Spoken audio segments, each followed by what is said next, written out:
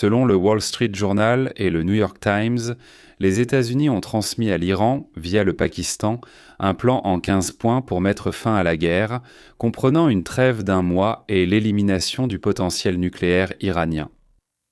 L'Iran a répondu en posant 5 conditions. Premièrement, la fermeture immédiate de toutes les bases militaires américaines dans le Golfe Persique. Deuxièmement, des garanties contraignantes qu'il n'y aura pas de nouvelles frappes.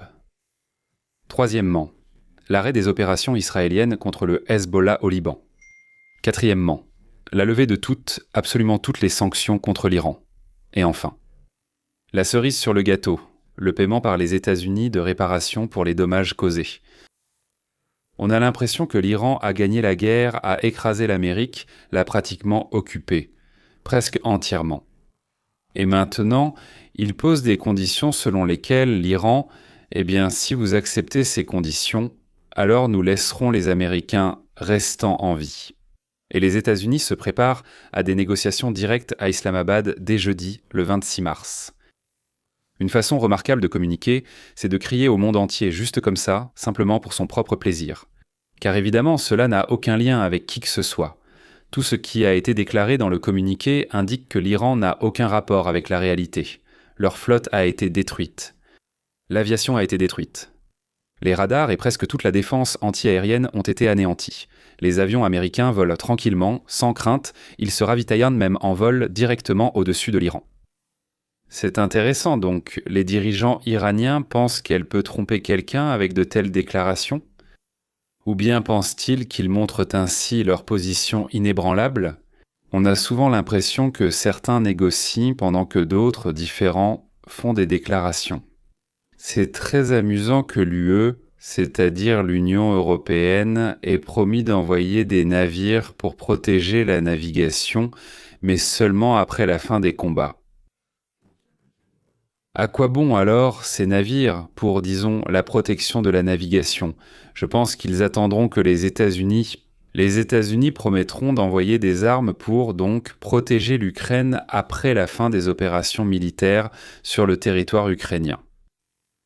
En même temps, des avions britanniques sont déjà apparus dans le ciel iranien, d'ailleurs, n'est-ce pas ? La coalition qui se prépare à agir contre l'Iran est passée de 23 à 30 membres, donc qu'est-ce qu'ils comptent faire, Mais bien sûr, le plus intéressant, c'est que dans un avenir très proche, les voisins de l'Iran vont se joindre aux hostilités. Mais de quel côté et à quelles conditions ils avancent certaines de leurs exigences, nous en parlerons un peu plus tard. Le département d'État américain développe un portail en ligne qui permettra, et cela va sûrement vous réjouir, aux habitants de l'Europe à qui on a retiré la liberté, ainsi qu'à ceux d'autres pays qui le souhaitent, d'accéder à du contenu interdit par l'Union européenne. C'est pas mal, non ? Washington considère cela comme une lutte contre la censure dans les pays européens. Les Européens pourraient là même aller jusqu'à brouiller la voix de l'Amérique. Oui, dans ce cas sur Internet. Le vice-président américain Vance a déclaré à la conférence de Munich sur la sécurité que la principale menace pour l'Europe n'est ni la Russie ni la Chine, mais la censure à l'intérieur même de l'Europe. Et je suis tout à fait d'accord avec lui là-dessus. Je suis d'accord avec lui. Donc, selon les données. Freedom House, selon les données, les 5 pays ayant la censure Internet la plus stricte ne sont toujours pas des pays européens.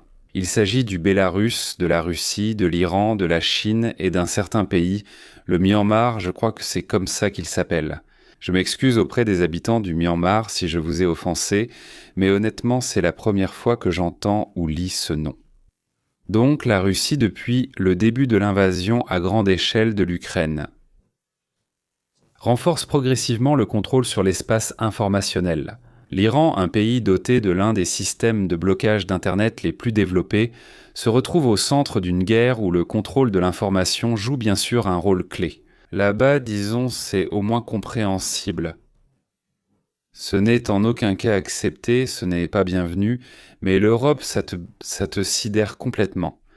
Dans la nuit du 24 au 25 mars, la Russie a lancé d'ailleurs environ 400 drones et des dizaines de missiles sur le territoire ukrainien.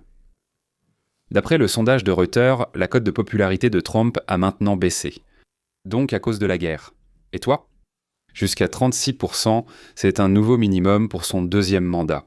Au début du mandat, c'était 47, puis ça s'est maintenu à 40 pendant quelques mois, et maintenant donc, voilà que ça a encore baissé. Environ 59 à 60% des Américains ne soutiennent pas la guerre contre l'Iran. Ils ne l'approuvent pas, mais la comprennent.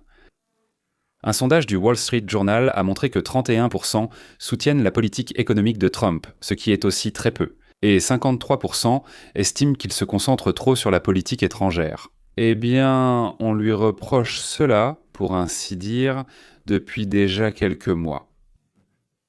Ainsi, le 25 mars de cette année est entré dans l'histoire comme le jour où 3 guerres, l'une ouverte au Moyen-Orient, l'autre de position en Ukraine, et la guerre diplomatique autour du futur monde libre se sont entremêlées en un seul nœud de contradiction. L'issue de chacune d'elles déterminera en réalité la forme de l'ordre mondial pour des décennies à venir. Mais sans doute les sujets les plus intéressants aujourd'hui sont la réaction de la Russie et de la Chine face à la poursuite des hostilités au Moyen-Orient. Une réaction extraordinaire, messieurs, ne croyez pas avoir deviné. Et aussi, comment les démocrates en Californie ont été pris la main dans le sac, simplement pris, pendant une fraude massive. Je vous promets, vous allez apprécier. Mais commençons par les raisons pour lesquelles la Russie veut que les hostilités au Moyen-Orient cessent immédiatement. Au passage, d'ailleurs, je vais vous parler des conséquences de l'augmentation des impôts pour les riches qui ont déjà frappé un État. Comme on dit en Russie, un coup de bâton sur la tête, mais pas une banane dans le nez. Et maintenant, on s'attend à ce que ces mêmes riches fuitent l'État démocrate. C'est-à-dire que ça se produit déjà, mais maintenant, avec toutes sortes de nouvelles manœuvres en Californie et à New York, ça va simplement s'intensifier. Il suffit que 2% de la population parte. Mais sur ces 2%, la moitié ou plus sont des gens qui alimentent le budget, qui versent tellement d'argent au budget qu'ici, on peut se permettre des aides sociales. D'accord, on en reparlera plus tard. J'ai écouté des commentateurs qui disaient que pour la Russie, il serait incroyablement avantageux que le pétrole ne passe pas par le détroit d'Ormuz. Cela signifie que la Russie gagne énormément d'argent grâce à cela, que l'arrêt total des livraisons, aussi bien du Venezuela que de l'Iran, lui donnerait un statut unique et la possibilité d'imposer ses conditions tout en gagnant énormément d'argent en même temps. Il me semble que c'est une vision superficielle. Et aujourd'hui, la Fédération de Russie, par la voix de Peskov, nous a informé qu'elle souhaite la cessation des hostilités au Moyen-Orient. Et elle exige pratiquement que le gouvernement iranien s'assoie avec les Américains pour résoudre ce problème. La déclaration de Peskov est intervenue après que la télévision iranienne a annoncé que l'Iran rejetait ce dont je vous parlais, les plans de Trump. 15 points, et il continuera à lutter contre l'agresseur, soit jusqu'au dernier Iranien, soit jusqu'au dernier, soit jusqu'à dimanche prochain. Dieu seul le sait. Pourquoi la Russie voudrait-elle arrêter ce qui lui rapporte des gains? Et elle bloque les concurrents sur le marché de l'énergie. Regardons quand même un peu plus en profondeur. L'Ukraine frappe constamment l'industrie énergétique de la Russie.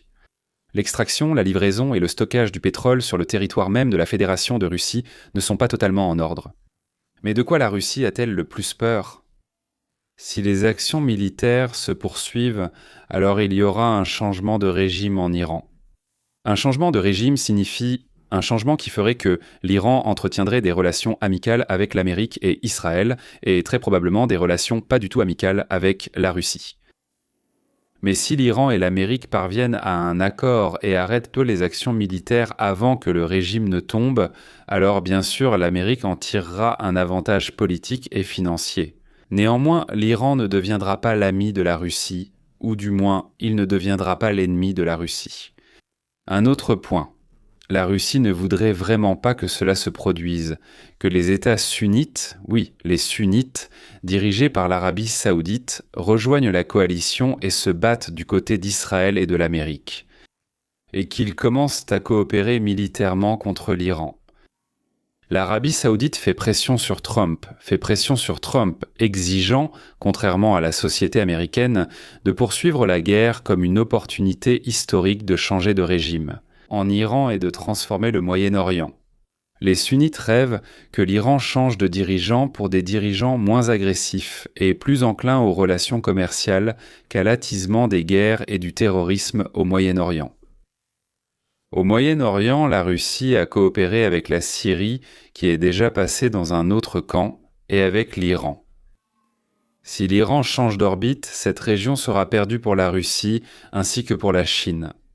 Qu'est-ce que tout cela signifie ? Nous avons déjà passé 2 jours de spéculation, où tous les journaux américains, et probablement même mondiaux, disaient pendant que Donald Trump ment, bluffe, qu'aucune négociation n'est en cours avec l'Iran.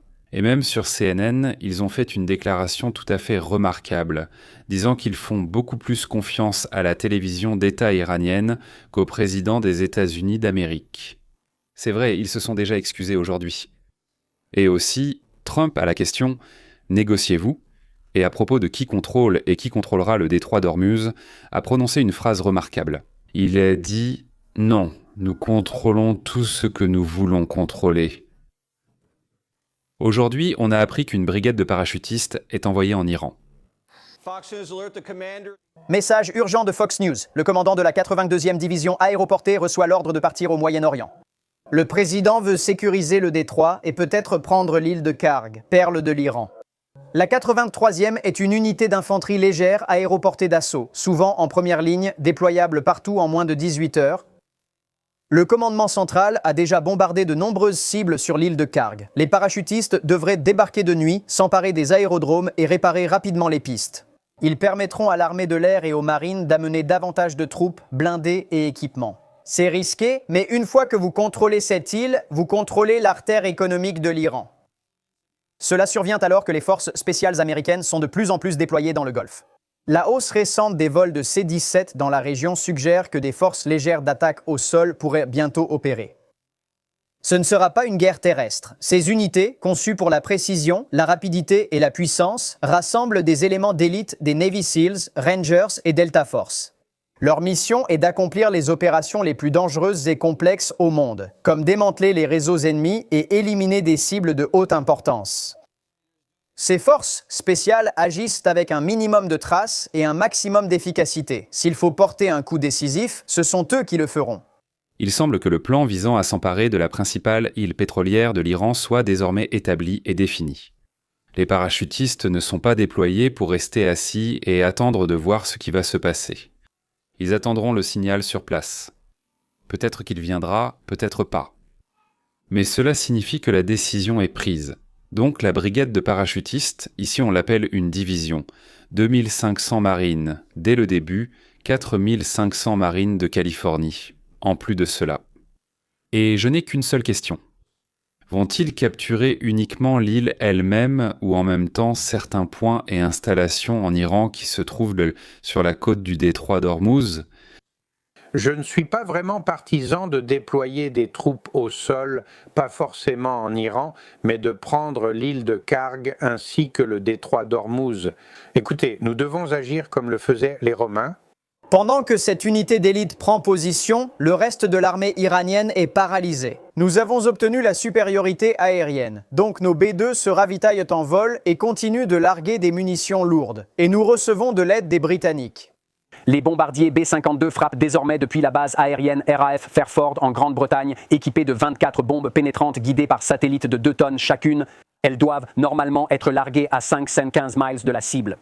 Tout cela se passe alors que nous entamons le 2e jour de négociations avec le président du Parlement iranien. Le régime se retrouve désormais sous la pression de ses 2 derniers alliés. Les Chinois et les Russes disent à Téhéran de laisser le détroit tranquille et de conclure un accord avant que Trump ne s'empare du pétrole.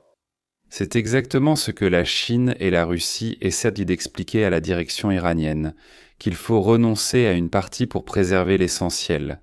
D'ailleurs, il est intéressant de noter que l'Ukraine se trouve exactement dans la même situation, et que les États-Unis essaient de lui expliquer qu'il faut renoncer à une partie pour préserver l'essentiel.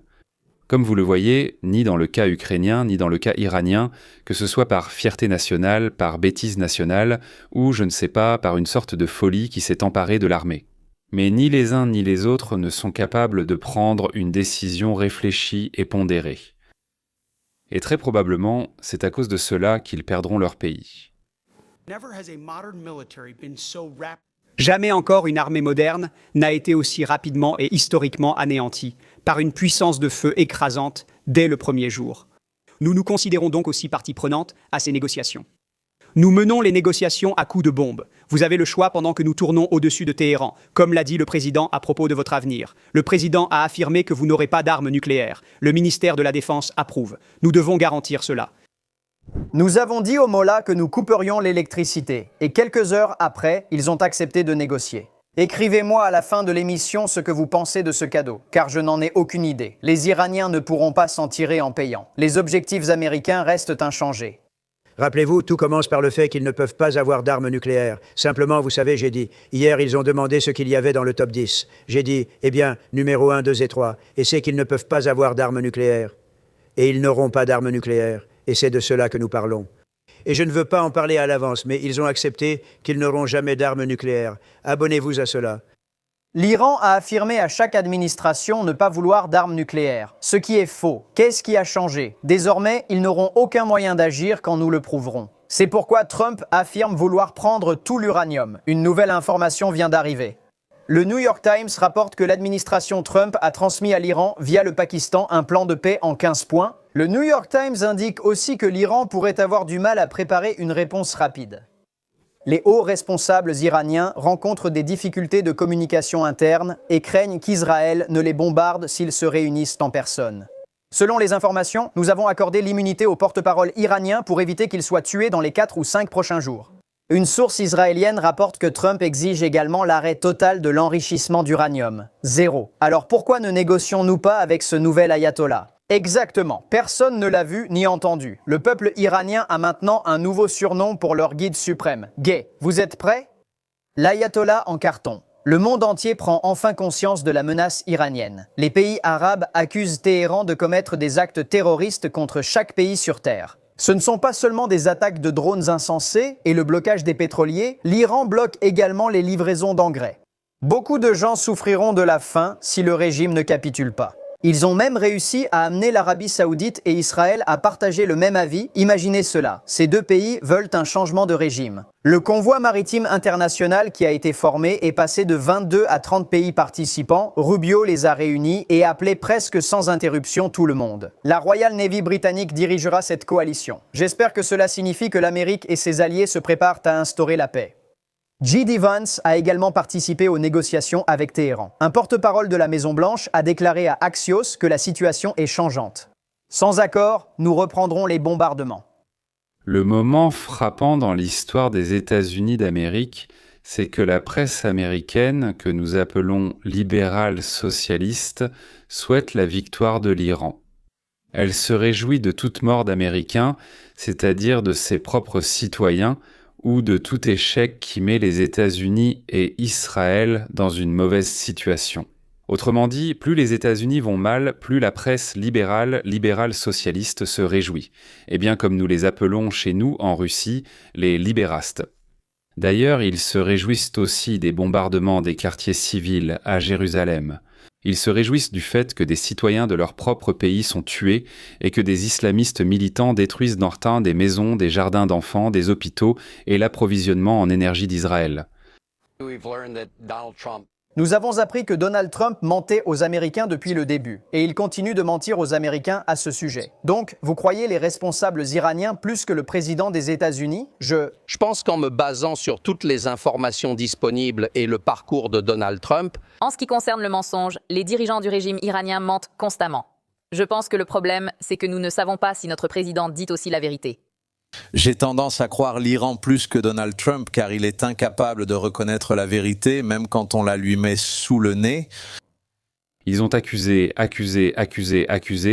puis ils ont annoncé qu'ils s'étaient peu trompés, mais ils ont oublié de s'excuser. C'est-à-dire qu'il n'y a pas eu de négociation, il y a juste eu des discussions. Des discussions de négociation ou des négociations de discussion. Eh bien, tout simplement merveilleux. Des nouvelles importantes et urgentes arrivent dans la salle de crise. Nous venons d'apprendre d'une source iranienne haut placée qu'il y a eu un contact entre les États-Unis et l'Iran.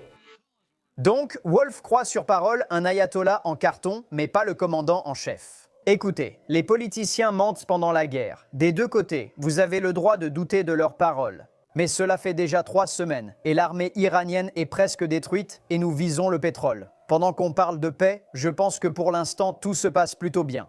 Maintenant, bien sûr, je ne sais pas comment tout cela va se terminer, mais j'espère vraiment que tout se passera bien. Le directeur général de JP Morgan, Jamie Dimon, estime qu'en cas de succès, les bénéfices pour l'Amérique seraient énormes. Je pense que la guerre avec l'Iran offre une meilleure chance à long terme, mais c'est probablement risqué à court terme. Nous ignorons l'issue avec cette relation, différente de celle d'il y a 20 ans. Ils refusent un des voisins susceptibles de lancer des missiles balistiques sur leur centre de données, car personne n'investirait 10 milliards de dollars dans de tels lieux. Donc, les prochaines heures sont cruciales. Si l'Iran est sérieux au sujet de l'accord, nous le conclurons. S'il refuse, Trump pourra prendre le détroit et les îles, car les parachutistes américains sont presque là. Et maintenant, comme promis, que se passe-t-il réellement après qu'un État ou une ville impose des taxes draconiennes aux soi-disant riches? Ce sont tous de mauvaises personnes, les riches. Tout le monde veut être riche, mais comme ils ne le sont pas et que d'autres le sont, ils disent que les riches, ils sont mauvais. Pourquoi imposer ces taxes? Tout d'abord, bien sûr, c'est pour dire aux électeurs que nous prenons à quelqu'un, que nous volons quelqu'un, que nous dépouillons quelqu'un, afin de vous les transmettre. Cela se fait pour que ceux-là, ceux qui reçoivent l'honneur de Naromanov, votent pour les démocrates. Et demain, sachant qu'ils ont commis un crime juste pour partager avec ceux qui vont voter pour eux. Mais la deuxième chose que proposent généralement les socialistes, c'est que s'ils imposent plus de taxes aux riches, ils recevront plus d'argent dans le trésor public. En réalité, il existe 2 types de socialistes. Le premier, ce sont des salauds qui savent très bien qu'augmenter les impôts sur les riches réduira les recettes. Et nous allons en parler maintenant. Et le deuxième, ce sont des idiots qui pensent qu'augmenter les impôts sur les riches augmentera l'argent volé qui arrive au trésor public. Mais écoutons ce que les spécialistes de la loi vont nous dire à ce sujet à propos de la loi de 2023 dans le Massachusetts. Combien de personnes ont quitté l'État et combien d'argent ils ont emporté? Il s'agit de l'année 2023 lorsque cette taxe est entrée en vigueur. La même année, l'État a perdu 41 000 habitants et avec eux 4,2 milliards de dollars de revenus bruts ajustés. Le montant des revenus perdus a augmenté de 80% en un an, même si le nombre de contribuables partis a en fait diminué. La plupart de cet argent venait de personnes aisées. Les personnes appartenant à la tranche d'imposition la plus élevée du Massachusetts sont responsables de 70% des 4,2 milliards de dollars qui ont quitté l'État. L'argent circule et les experts fiscaux disent qu'il n'est pas surprenant qu'une politique manifestement défavorable à un certain groupe ait entraîné la migration de ce même groupe. Ces impôts ne donnent pas l'impression que l'État apprécie ou accueille la contribution et les investissements de ses citoyens. La neutralité du code fiscal est très importante. Ce n'est pas le rôle du code fiscal de choisir les gagnants et les perdants.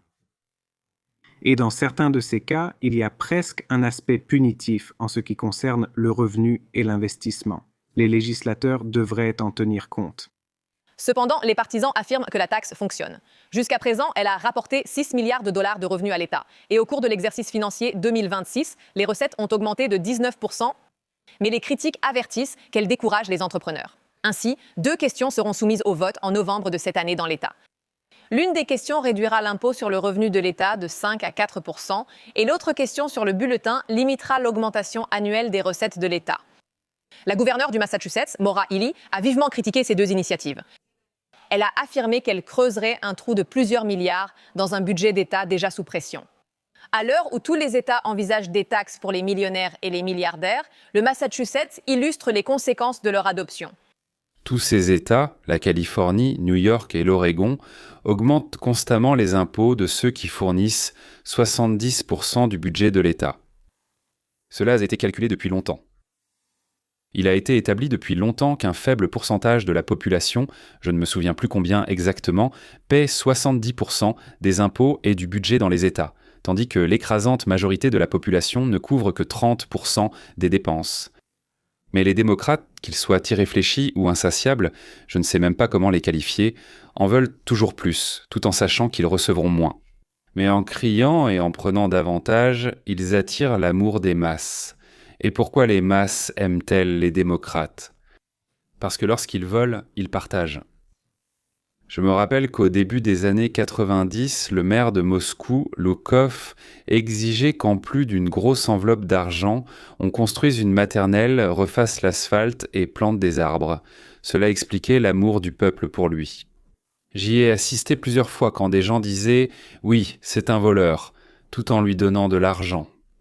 Bien sûr, c'est un voleur, mais en volant, il n'oublie pas non plus le peuple. À Saint-Pétersbourg, Sobchak volait aussi en même temps que lui.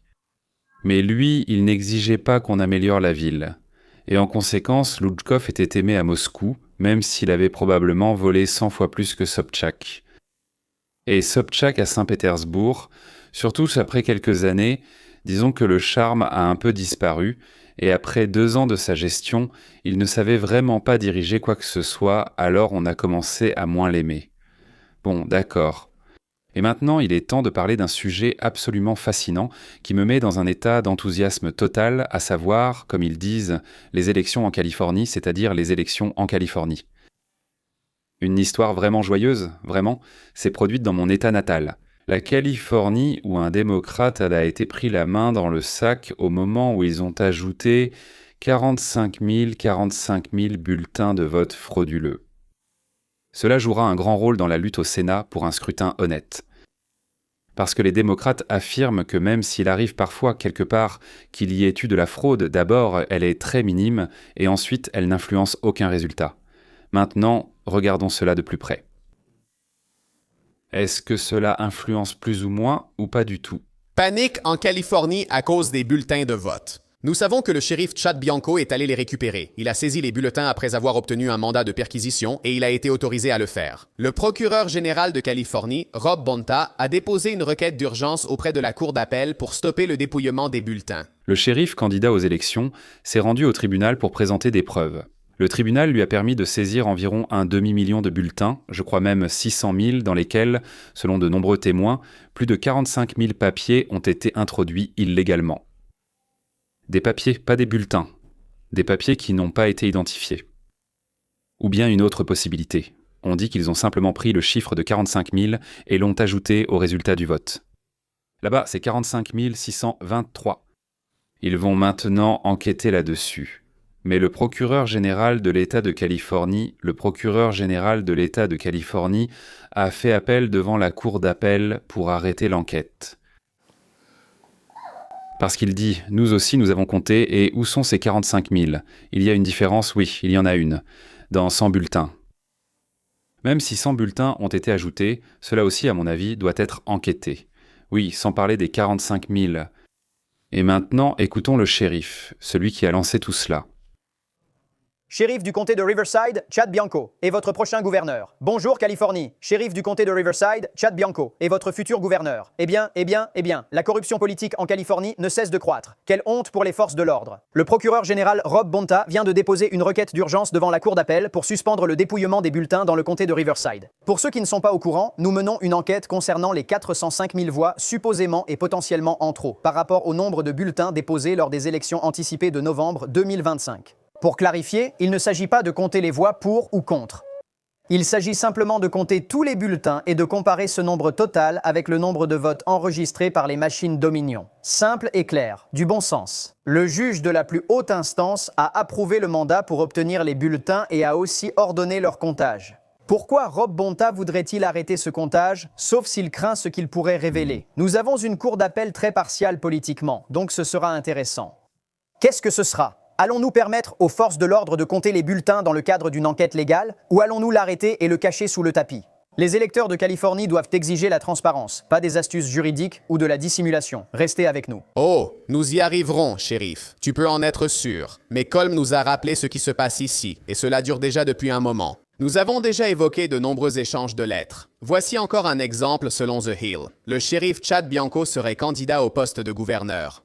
On видит более полумиллиона бюллетеней. 650 000, il me semble, depuis les élections anticipées de novembre. Il s'agissait du redécoupage des circonscriptions en Californie pour favoriser les districts démocrates et gagner des sièges au Congrès lors des élections de mi-mandat. C'est donc du sérieux. Il y aura de nombreuses conséquences si de vrais problèmes ou une fraude sont prouvés. Après l'ajout de 45 000 voix, il a précisé que son enquête avait été lancée par un groupe électoral local. Ils affirment que l'écart était d'environ 50 000 voix. Ce groupe comparait les registres des bulletins manuscrits au nombre total de voix déclarées à l'État. N'est-ce pas pour cela que nous remplissons ces formulaires? C'est pourquoi nous respectons la chaîne de conservation pour assurer la traçabilité. Qui a compté, quand, à qui rendre des comptes. Ainsi, on peut comparer, vérifier et contrôler. Comparer tous les formulaires et voir qui ment. Donc, Rob Bonta et Art Tinoco, qui est le responsable des élections du comté de Riverside, disent que la différence n'était pas de 45 000, voici leurs chiffres. Seulement 100 voix, et c'est toute la différence. Je dirais qu'il y a là un petit écart. La mesure a été approuvée dans le comté par plus de 80 000 voix, mais on dit encore que ce n'est pas assez pour changer la marge d'erreur. Bianco a défendu ses actions en déclarant que cela n'avait rien à voir avec son entreprise. Je ne pense pas que ce soit le cas. C'est essentiellement une mission de collecte de faits. Nous ne voulons même pas compter les pour et les contre qui a voté. Cela ne fait même pas partie de la discussion. C'est le nombre de bulletins collectés. L'enquête étant simple. Nous recompterons physiquement les bulletins et comparerons le résultat au nombre total d'électeurs inscrits.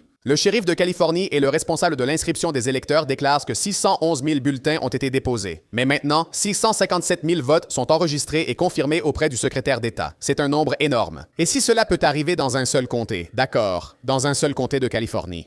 Et dans tous les autres comtés.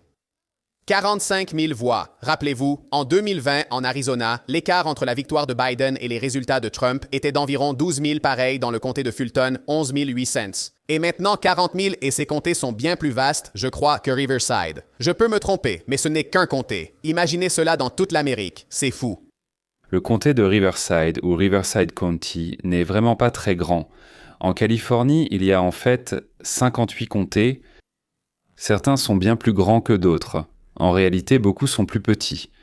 Si, dans 58 comtés, il y a eu en moyenne 45 000 bulletins de trop, cela fait 2,6 millions de bulletins falsifiés.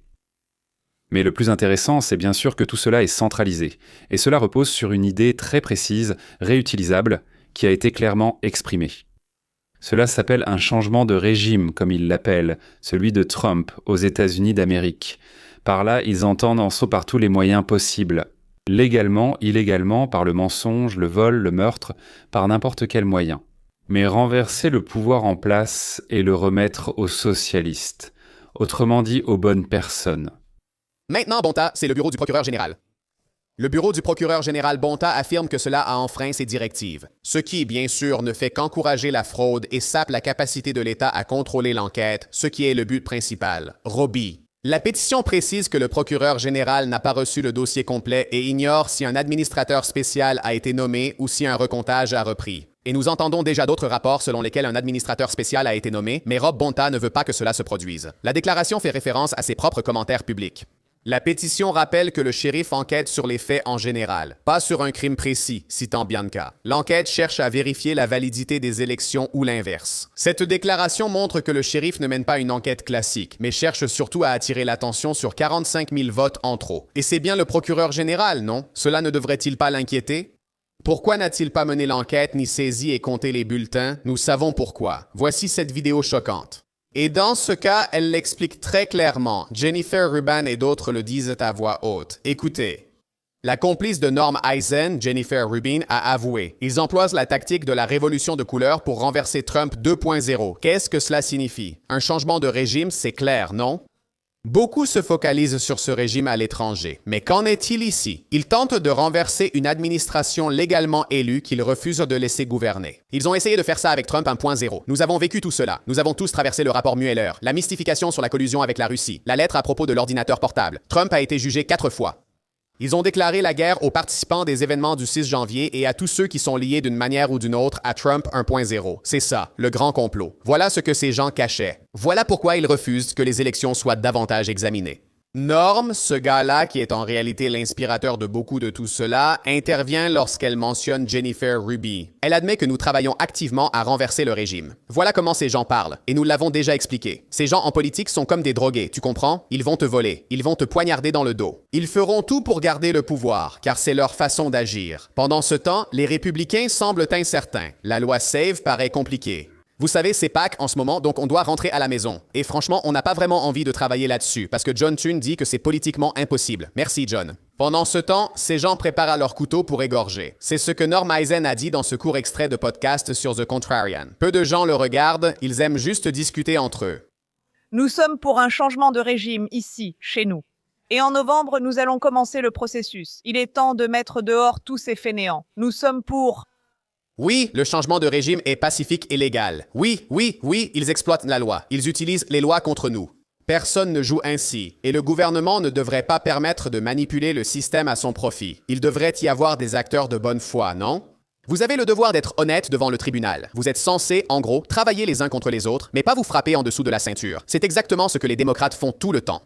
Donc, ils l'admettent. Norm Eisen doit intervenir et la corriger. Mais pour être honnête, ils supportent. C'est comme ça qu'ils agissent, comme des toxicomanes. Mais pendant que tout cela se passe, nous avons un autre message de Chad Bianco, le shérif qui prend maintenant les accusations criminelles en main, contournant la supervision du bureau du procureur général de Californie, qui essaie d'empêcher l'enquête finale à ce sujet. Et voici ce qu'il a dit hier soir à l'antenne de One American News, le shérif de Riverside, Californie. Oui, c'est très, très simple et clair et je ne sais pas ce que c'est. Est-ce que c'est drôle ou inquiétant? C'est la réaction à avoir car le procureur général et le secrétaire d'État sont très nerveux. Ils ne veulent pas que cela arrive, mais c'est très simple. Nous avons des enregistrements fournis par le registraire des électeurs lui-même qui disaient que nous avions X bulletins, mais les machines ont produit plus de 45 000 bulletins de plus que ce qu'ils avaient déclaré au départ. C'est très simple et vous avez tout à fait raison sur ce que j'ai dit.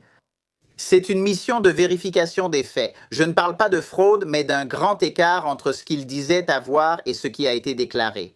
En gros, vous avez déjà compris que les démocrates manipulent les résultats, puis font tout leur possible pour que personne ne puisse le vérifier.